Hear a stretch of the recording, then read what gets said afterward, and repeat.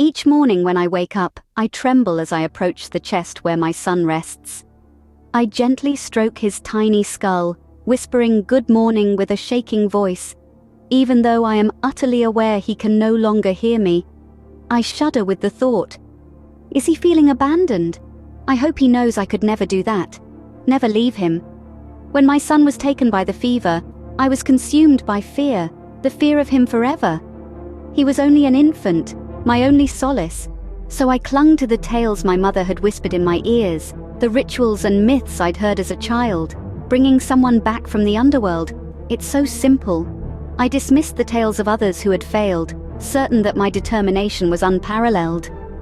I pushed my way through the eerie fields of night, fear gripping my heart as I found my son's faint, ghostly spirit. I guided it all the way back to his body, not daring to look back even once. When I saw my son open his eyes again and smile at me, I thought I had made the right choice. He laughed, he ran, he played just as he had before. Then a few days later, I saw the rot creeping up his skin. At that moment, I realized my mistake. I hadn't restored my son to life. I had only brought his soul back to his corpse. I tried to comfort him as his body swelled and decayed. He wailed day and night in fear as his flesh fell from his bones. Only when his throat rotted away did he stop screaming. I attempted to return to the underworld, to return my son's soul, but the way would not open to me again.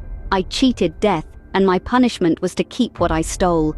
When his ligaments finally broke down, I gathered his bones and placed them in the antique chest I inherited from my mother.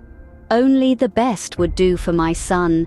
Sometimes my son's bones lie still inside the chest for hours, even days, and I dare to hope that his soul found its way back to where it belongs. But sooner or later, his bones always begin to rattle again, and I know he's still alive.